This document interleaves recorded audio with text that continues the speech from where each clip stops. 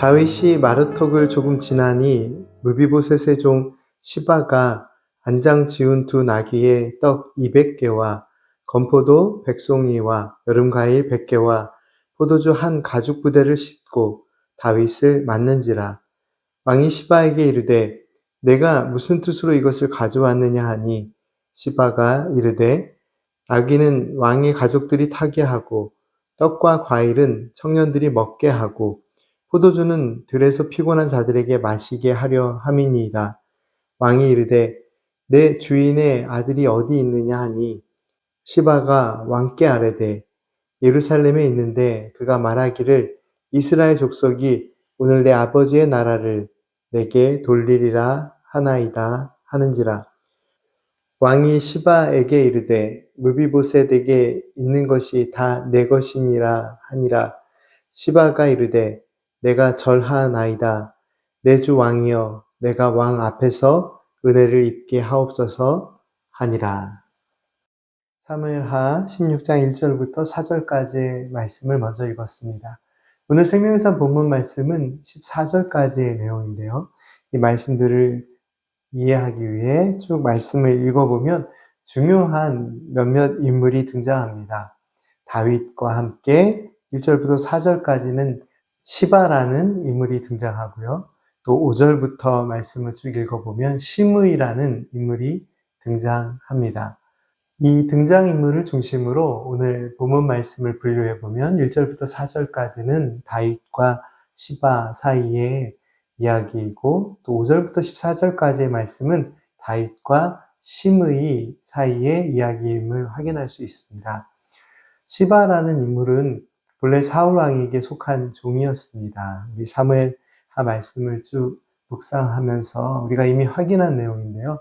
다윗이 요나단의 아들 무비보셋을 찾아서 그를 보살펴 주면서 사울 왕에게 속한 소유도 함께 넘겨 주었습니다. 그때 무비보셋의 종으로 세워진 인물이 시바입니다. 종으로 세워 주었다라는 표현이 조금 이상하게 들릴 수도 있는데요.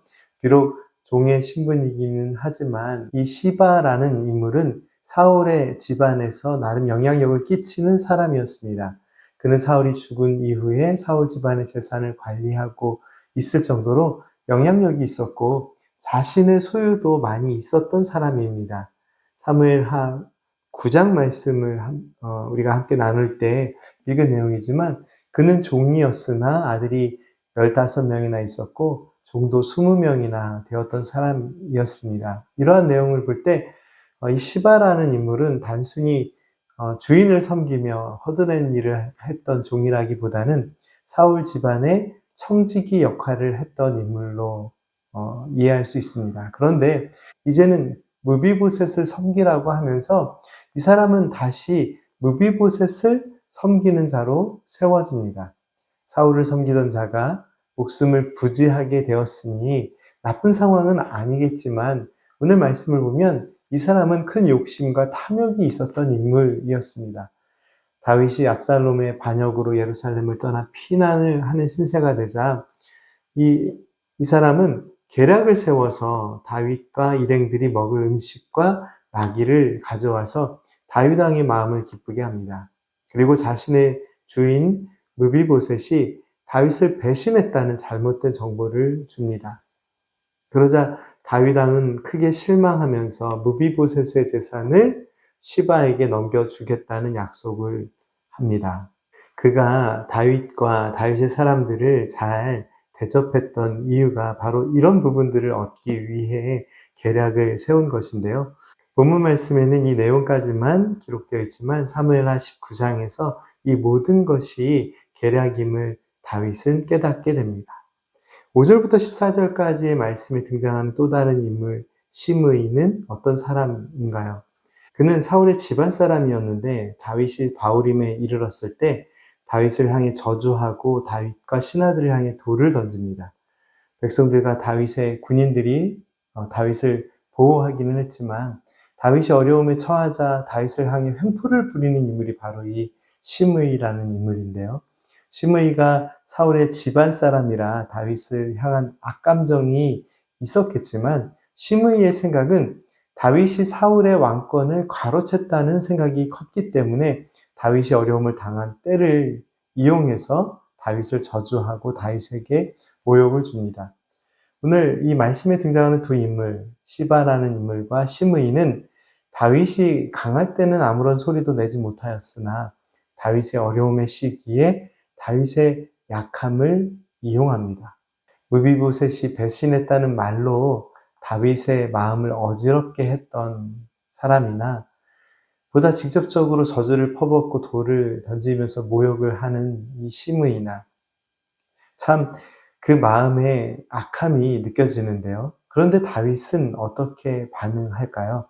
다윗의 부하인 아비새가 자신이 가서 이 시므이를 처단하겠다고 하는데 다윗은 그를 만류합니다. 그리고 다음과 같이 말을 하죠. 12절 말씀을 함께 읽겠습니다.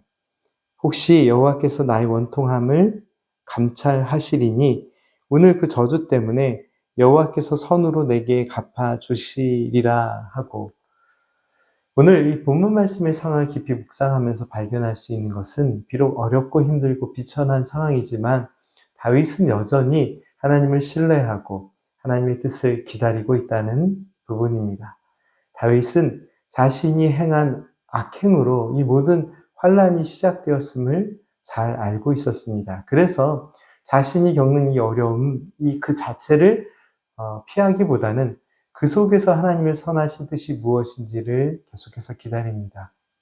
사랑하는 성도 여러분, 어려움 자체가 늘 큰 문제로 느껴집니다. 그것이 우리의 인생의 모습이죠. 그러나 사실 삶의 어려움 자체가 문제가 아닙니다.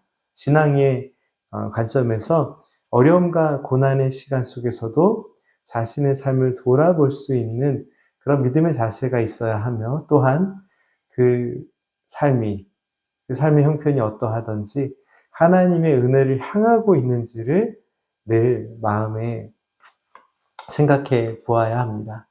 모든 어려움의 상황 속에서도 하나님의 선하신 뜻이 있음을 기억하고 하나님의 선하신 인도하심을 기대하고 기도할 수 있는 그런 믿음의 삶을 살아야 합니다. 함께 말씀을 생각하며 기도드리겠습니다. 신실하신 하나님, 억울하고 힘들고 괴로운 삶의 이야기들 속에서도 오직 하나님의 선하신 뜻을 바라볼 수 있는 믿음의 삶을 살게 하옵소서. 하나님께서 함께 하시고 인도하시기에 언제나 은혜와 평강이 저희의 삶에 있습니다. 하나님 감사합니다. 예수님의 이름으로 기도드립니다. 아멘.